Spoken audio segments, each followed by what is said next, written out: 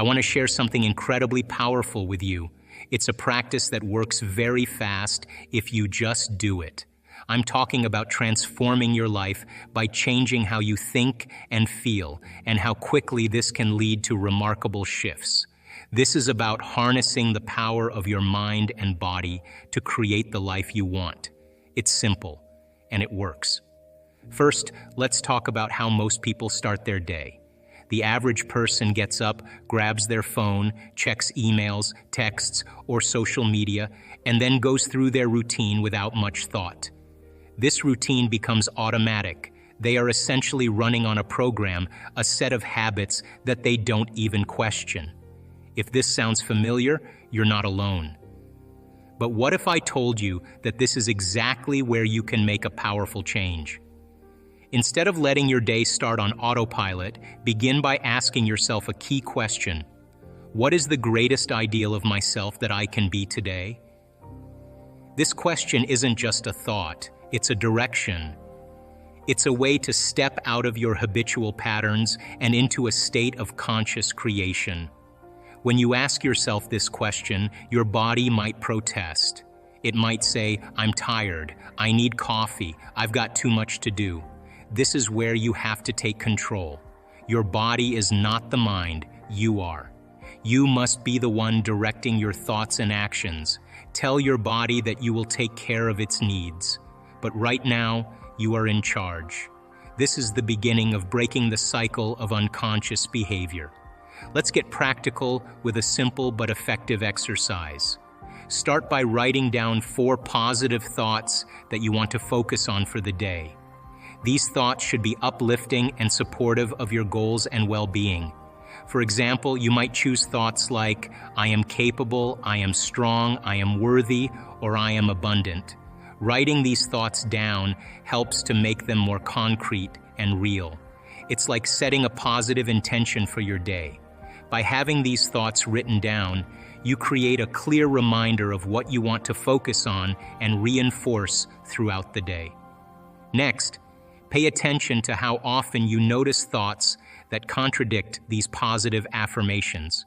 For example, if you've written down, "I am capable," and throughout the day you find yourself thinking things like, "I can't do this," or "I'm not good enough," take note of these contradictory thoughts. These are the moments when your old beliefs or negative patterns might try to take over. When you become aware of these conflicting thoughts, you are already halfway to changing them. Awareness is a crucial first step. It's like shining a light on something that was previously hidden in the dark. Once you recognize that these negative or limiting thoughts are coming up, you can start to address them.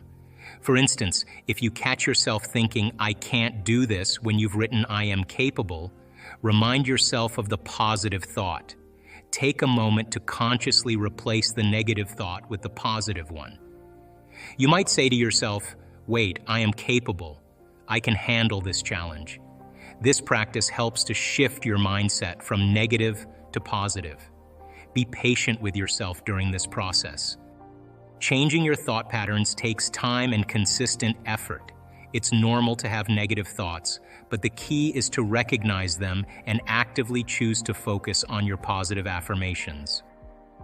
Each time you catch yourself thinking something negative, use it as an opportunity to reinforce the positive thoughts you've written down. Another helpful tip is to repeat your positive thoughts regularly throughout the day.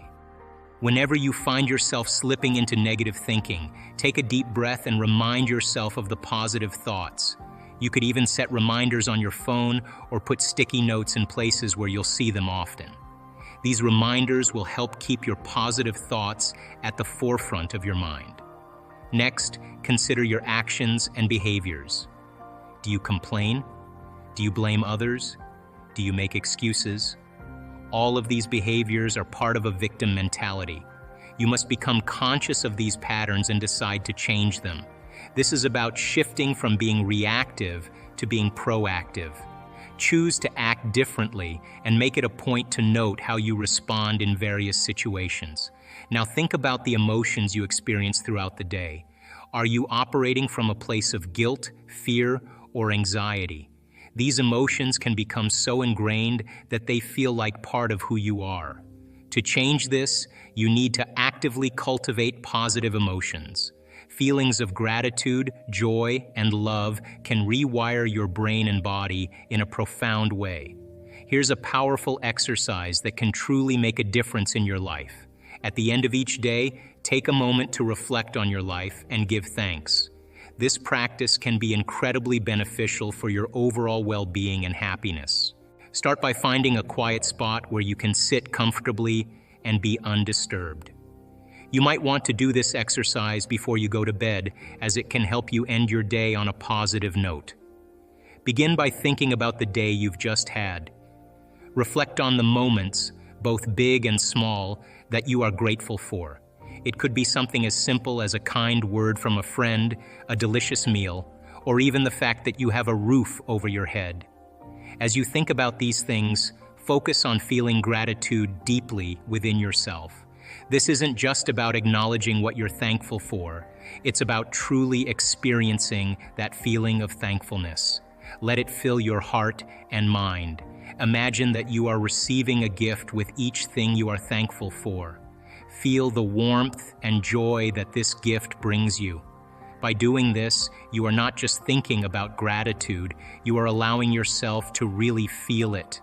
When you are in a state of gratitude, you are also in a state of receiving. Gratitude opens you up to the abundance of the universe. It helps you to connect with the flow of positive energy around you. This connection is important because it aligns you with the good things that life has to offer. When you regularly practice gratitude, you are more likely to notice and attract even more positive experiences into your life. Gratitude is one of the highest emotional states you can achieve. It is a powerful force because it shifts your focus from what you lack to what you have. This shift in perspective can make a big difference in how you feel and how you experience life. Instead of focusing on problems or shortcomings, gratitude helps you to appreciate the abundance that already exists in your life. When you consistently practice gratitude, you start to build a habit of looking for the positive aspects of your life. This habit can improve your overall mood and outlook. You may find that you are more resilient in the face of challenges because you are more attuned to the good things around you. Gratitude helps to create a positive feedback loop. The more you focus on what you are grateful for, the more you will find to be thankful for. Think of gratitude as the ultimate state of receiving. When you truly feel grateful, your body begins to align with this positive energy. This can lead to numerous benefits. Research shows that when you maintain a state of gratitude, it triggers over 1,200 chemical reactions in the body that contribute to healing and repair. Another important practice is to spend time simply being aware of your surroundings. Close your eyes and open your awareness to the space around you. This practice helps reduce stress and enhances brain coherence. By paying attention to the space around you, you create a sense of calm and clarity. Most of our thoughts and feelings are based on past experiences. Our brain is a record of everything we have learned and experienced up to this point. When we encounter new experiences, our brain processes this information and links it to existing neural networks. This is why past emotions and memories influence our current state of being. When you create new experiences, you are essentially reshaping your brain's neural networks. Every time you think a thought and feel an emotion, you are reinforcing these networks. To change your state of being, you must introduce new thoughts and feelings consistently. This is where the practice of gratitude and self-awareness comes in. Your thoughts and feelings create a state of being. When you combine positive thoughts with positive emotions, you create a positive attitude. Conversely, negative thoughts and feelings create a negative attitude. Over time, these attitudes form beliefs. Beliefs are simply thoughts that you keep thinking until they become ingrained in your subconscious. Beliefs are very powerful because they shape how you see and experience your world. Your beliefs are like a filter through which you view everything that happens around you. They influence your feelings, thoughts, and actions. When your beliefs are strong and positive, they can help you achieve your goals and dreams. But if your beliefs are based on past experiences, especially negative ones, they might hold you back from reaching your full potential. Imagine you believe you are not good enough because of past failures or criticisms. This belief can create a barrier in your mind. It might make you feel anxious or unconfident, and it could stop you from trying new things or taking on new challenges. You might not even realize it, but this belief can keep you stuck in a cycle of limited possibilities. It's like having a ceiling over your head that prevents you from reaching higher. To break free from these limitations, you need to challenge and change your beliefs. This process requires a lot of effort and practice, but it's worth it. Here's how you can start. First, identify the beliefs that are holding you back. Think about your past experiences and how they might have shaped your current beliefs. For example, if you failed at something in the past, you might believe that you're not capable of succeeding in similar situations. Recognize these limiting beliefs and acknowledge that they are not the truth about who you are or what you can achieve. Next, question these beliefs. Ask yourself if they are really true or if they are just based on past experiences that don't define your present or future. Often we hold on to old beliefs simply because they are familiar, not because they are accurate. Challenge yourself to look at things from a different perspective. For instance, if you believe you are not good at public speaking because you had a bad experience once, remind yourself of other situations where you communicated well. This helps to break the hold of the old belief. After challenging your old beliefs, you need to replace them with new, positive ones that support your goals and desires. Think about what you want to achieve and create beliefs that align with those goals. For example, if you want to be more successful in your career, you might replace the belief, "I'm not good enough," with "I have the skills and abilities to succeed." Creating new beliefs takes practice. You have to consistently remind yourself of these new beliefs and work on making them a part of your daily life. Use positive affirmations to reinforce these new beliefs. For example, every day, tell yourself, "I am capable," or "I am worthy of success." Repeating these affirmations helps to reprogram your mind and align your actions with your new beliefs. Another way to support your new beliefs is to take actions that prove them to be true. If you believe you are capable of achieving something, start taking small steps towards that goal. As you see progress, your belief in your abilities will grow stronger. Each small success reinforces the new belief and makes it more real in your mind. Here's a technique to help with this. Visualize your ideal self. Imagine how you would feel if you were already living your dream life. Feel those emotions as if they are happening right now. This is about teaching your body to experience the future before it manifests. The more you practice this, the more your brain and body will align with this new reality. Consistency is key. You must practice these techniques every day. It's like installing new software in your brain. The more you rehearse these new thoughts and behaviors, the more they become your default. Over time, this new way of being will become your new normal.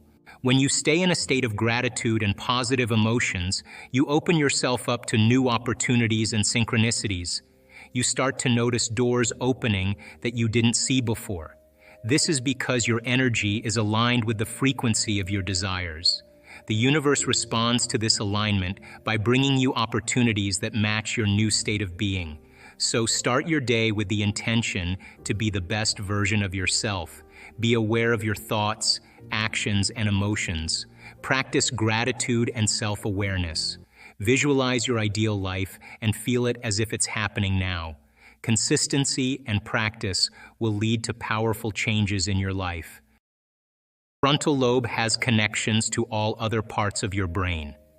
The moment you ask an open-ended question, you speculate a possibility.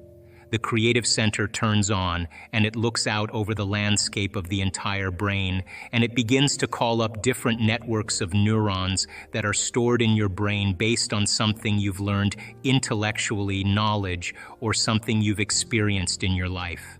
Like, well, I know what it is to be in love, or I know what it is to have a good job, or I read a book about it, and it begins to call up these different networks of neurons, and then it seamlessly pieces them together to create a new idea, a new vision.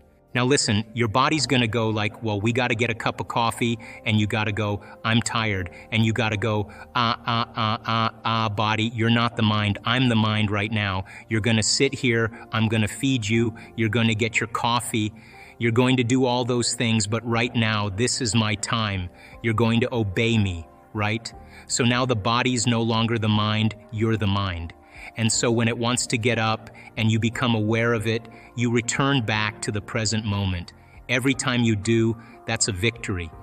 And you're changing some aspect of yourself. So then ask yourself, I do this all the time. Write down 4 thoughts that you're going to stay conscious of the whole day. I can't, it's too hard.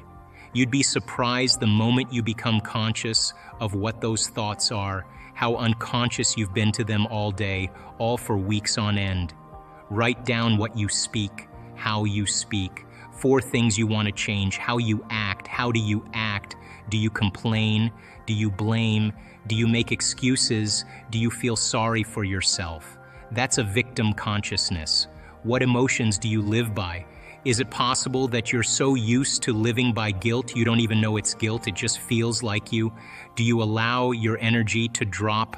Become conscious of those states of mind and body and review them and say, this is the old self.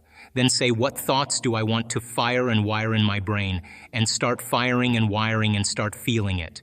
What behaviors will I demonstrate today? What choices will I make? One day, one lifetime, just like you did, rehearse them.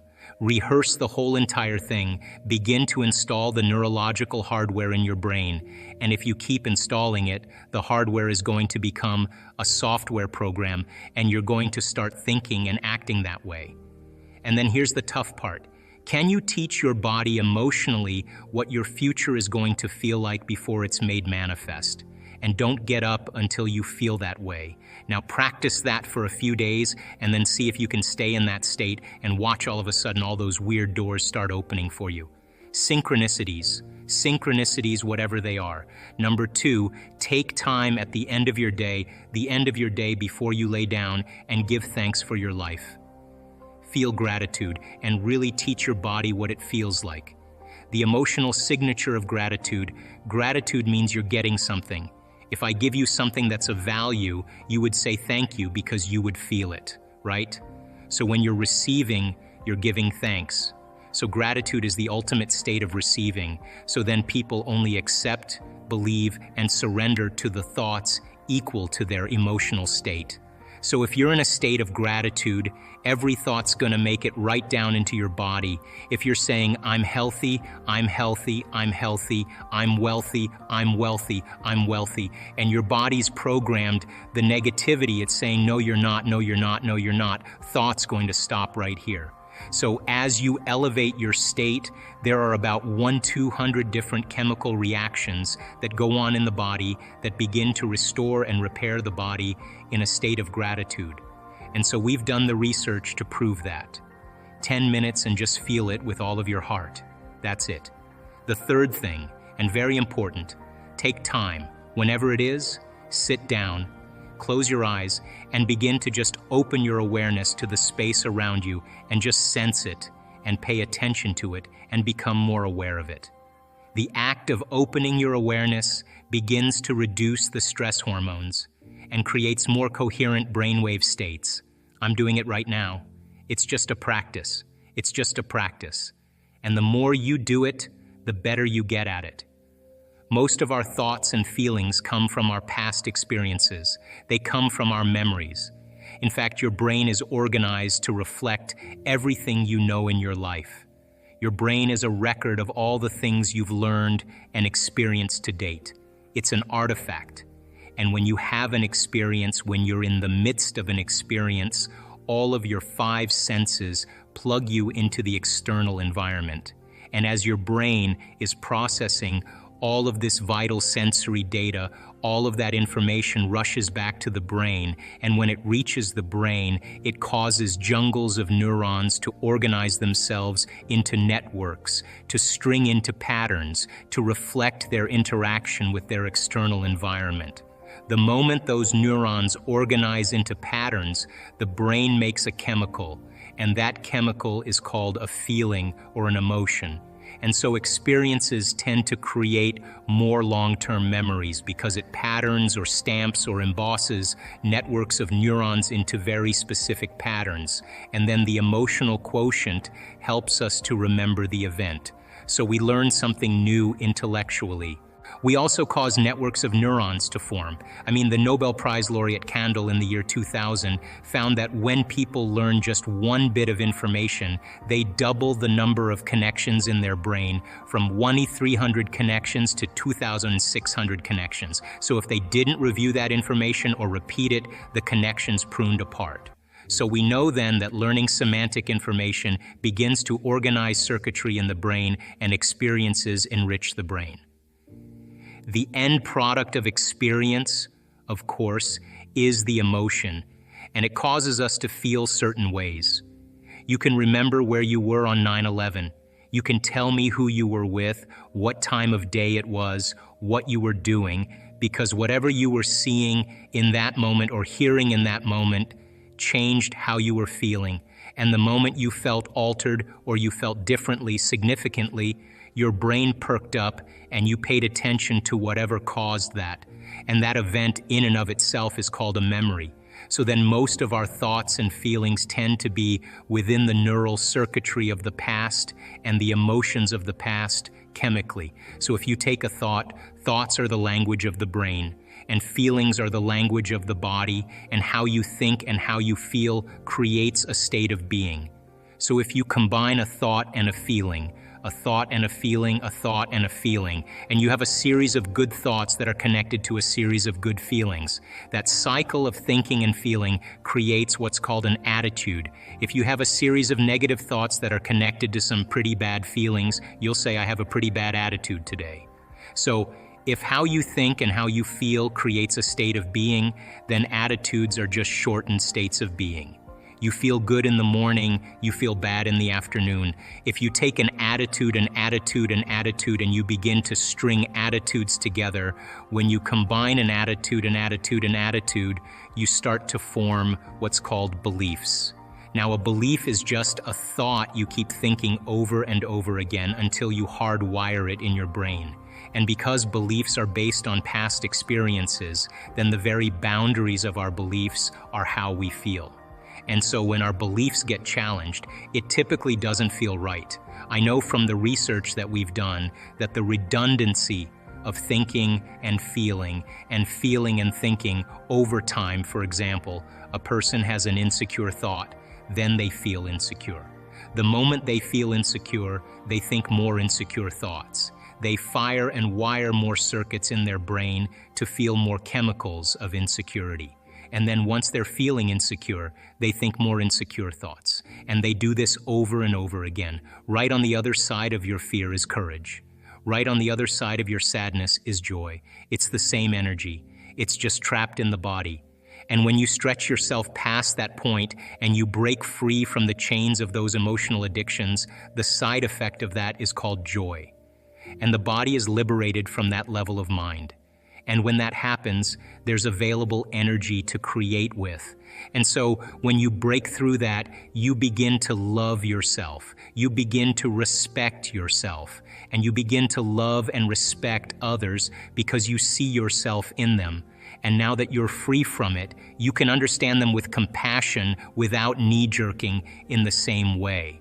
So the difficulty here is really making the time to do it. And if you began to think about a new way of being and you moved into a state where you said, I'm not going to get up until I am this person. And not only did you memorize it neurologically in your brain, but you allowed the thoughts that you were thinking to become the experience to the point that your body, as the unconscious mind, began to live in that future reality in the present moment. And when you got up, when mind and body were working together in that state of being, and you said, I'm going to maintain the state of being my entire day, and I don't care. Bring on the challenges, because I want to test my greatness. And you did that the entire day. The end of your day, when you finished your day, more than likely you'd have more energy than when you started. The literal translation of the word meditation in Tibetan means to become familiar with. The symbol means to become familiar with. So if you're becoming conscious of or familiar with your unconscious self to the point you're so conscious of your unconscious thoughts, so familiar with your unconscious habits, and so aware of your emotions that you would never let them go by unnoticed by you. There's no chance for you to return back to the old self, to know thyself. So people wake up in the morning and they start thinking about their problems. And those problems are memories in the brain that are connected to certain people and certain things at certain times and places. So they wake up in the morning and they start thinking in the past. Now, the moment they start having those thoughts, every one of those experiences has an emotion associated with it. So when they start thinking about their problems or the problems of the world or the problems of their body or whatever it is, problems at work, they all of a sudden start to feel the correlated emotion. So now their body's in the past. So now people then get caught up in an emotion, they reaffirm their identity, they could wake up in the morning and feel nothing at all. And then all of a sudden they say, well, wait a second, I've got to get back to myself. So they start thinking about their problems, and here come the emotions. And they say, oh, now I feel like me again. So those emotions then begin to influence our thoughts. Like if you feel like a failure, you're going to think you're a failure. And when you think you're a failure, you're going to feel like a failure. And when you feel like a failure, you're going to think more thoughts equal to being a failure. And the cycle of thinking and feeling and feeling and thinking causes you to say, I am a failure. And the repetition of that process of thinking and feeling and feeling and thinking conditions the body to become the mind of that emotion. Now the emotion is stored in the body. Now the body's literally in the past. And the body, as the unconscious mind, doesn't know the difference between the actual experience that's creating the emotion and the emotion that you're creating by thought alone.